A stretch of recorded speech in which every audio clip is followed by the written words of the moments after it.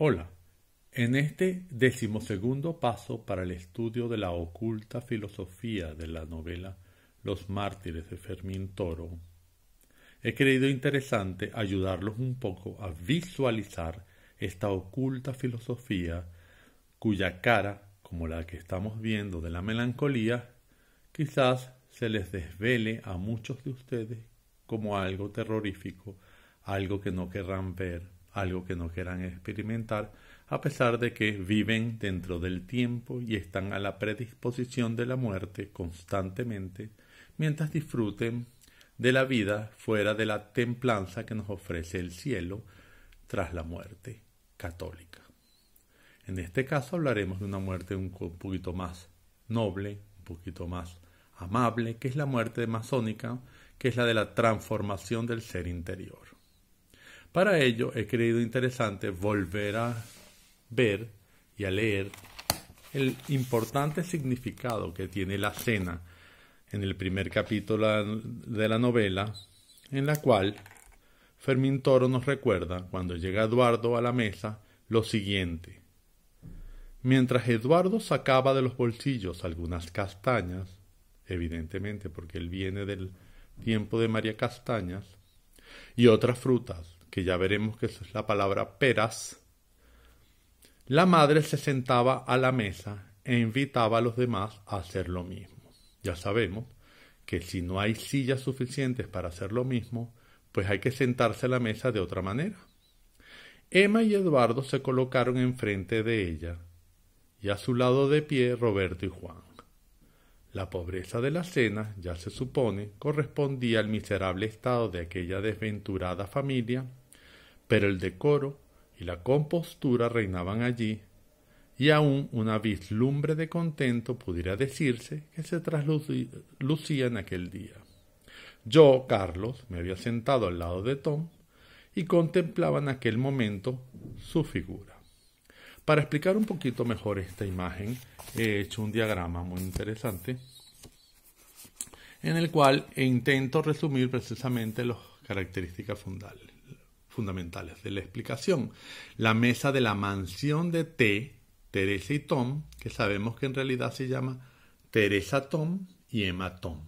Es decir, es un matrimonio femenino-masculino de la letra T y que, como significa el cuerpo de significados de un ángel andrógino, pues lo lógico es que el cuerpo también sea, como quien dice, andrógino. Un lado masculino pasivo y un lado femenino activo. Recordemos que si Carlos está dominado ahorita por la templanza, pues también tiene un lado masculino pasivo, porque el lado masculino sería el de la templanza y lo femenino sería el de la soberbia. Es decir, que el ángel estaría detrás de la soberbia para matar a la templanza para poder ser un ángel soberbio, es decir, un ángel caído. La mesa, que la he dibujado aquí, no le he puesto mesa, esta sería la mesa. Se sientan, como lo hemos dicho, tres personajes, Emma, Teresa y Eduardo, y representan los enamorados, Emma y Eduardo. Después se sientan a su lado, los he puesto abajo, Roberto y Juan, que en Ramón Llull la J es igual a la I, y representan los hermanos, unos niños he puesto aquí. Y después, por último, se sienta, como habíamos dicho, Carlos al lado de Tom para contemplar su figura.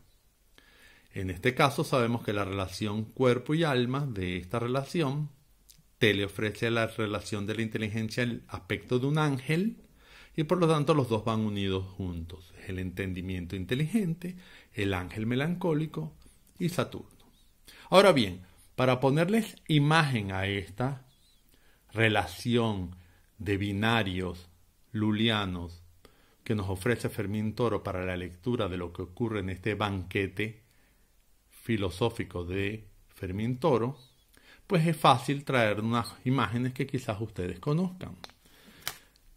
La primera imagen que les traigo es precisamente la de E.T., los enamorados. Vean, Teresa, Eduardo y Emma, es decir, tal y como lo dice Fermín Toro en su novela, Eduardo y Emma se sentaron frente a Teresa y los tres crearon la relación de los enamorados en la novela. Después, en la mesa, se sentaron de pie, y aquí lo pongo, los dos pequeños niños. ¿Ve que están de pie? Efectivamente, los hermanos R y J se quedaron de pie. Son unos niños y quedaron de pie. O sea que ya tenemos, evidentemente en la mesa, en esa carcomida mesa, tenemos un triuno de Teresa, donde los dos hermanos se sentaron frente a ella. Después vemos los enamorados, después vemos los hermanos, y finalmente sabemos que Carlos y T se sentaron juntos y crearon la imagen de el ángel saturnino, que viene a dividir a estos personajes y representa la muerte. Vean que Fermín Toro jamás miente, nunca ha mentido. Ante una mesa carcomida se sentaron a la mesa los tres personajes principales de la novela Los Mártires. Lo vuelvo a leer para que vean cada una de las explicaciones. Emma y Eduardo se colocaron frente a ella. Aquí están. Y a su lado de pie, Roberto y Juan, que por cierto tienen la edad de 6 y 3 años, es decir, 6 más 3 da 9. En cambio, Emma tiene la edad de 17 años, cuyo suma da 8. O sea que Emma es un número femenino platónico. 8, el mismo del alma de la melancolía, en el sentido numérico que necesita Atanasio Bello Montero para representar a Teresa en el arpa de Atanasio Bello Montero, el diagrama orquestal. Y después aquí tenemos el número 9, un número masculino que efectivamente representa a los hermanos. Finalmente nos dice Carlos, que se sentó. La pobreza de la cena, pobre cena, ya se supone correspondía al miserable estado de aquella desventurada familia, pero el decoro y la compostura reinaban allí, y aún una vislumbre de contento pudiera decirse que se traslucía en aquel día. O sea que esto es una fiesta de la muerte. Y recordemos que el ángel saturnino viene a matar a Eduardo y que la cena presagia la muerte de Eduardo.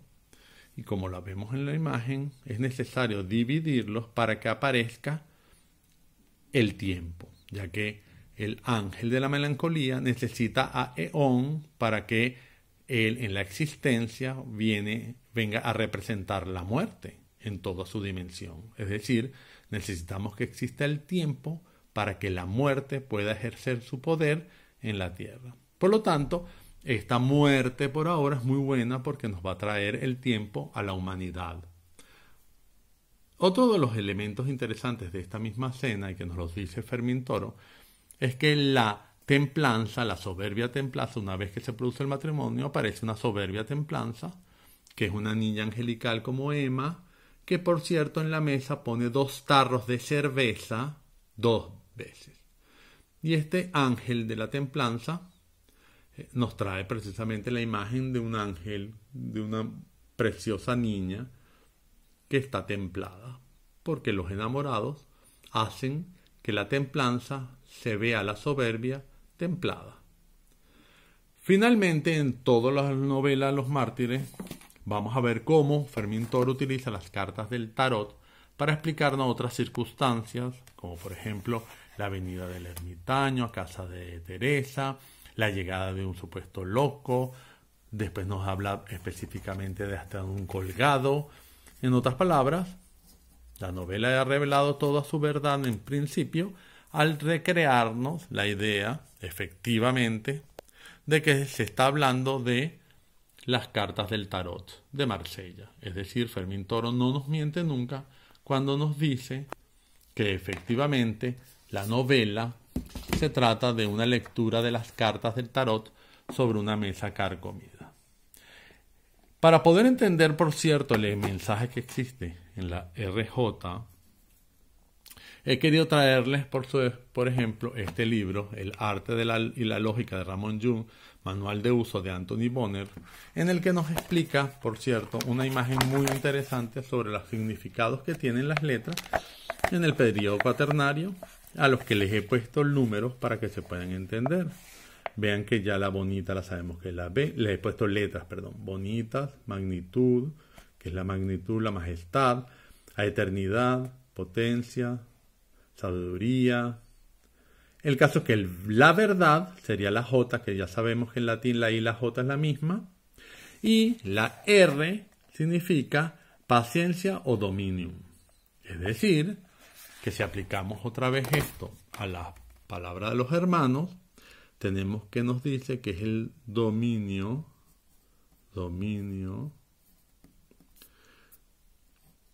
de la verdad. O sea, los pequeños hermanos, los niños, unos niños como aquellos niños del Colegio de la Independencia, son los hermanos que tienen el dominio de la verdad. Miren qué fácil. Es decir, Fermín Toro simplemente nos está diciendo con estos dos pequeños niños, unos pobres niños, como los que estudiaban en el Colegio de la Independencia, son los hermanos que dominan la verdad. Precisamente además los hermanos no tienen muchísimas más funciones que la de decirnos este comunicado tal y cual nos lo da el pequeño ángel de la melancolía de la imagen de la teología que estaba pintado por Rafael en el Vaticano.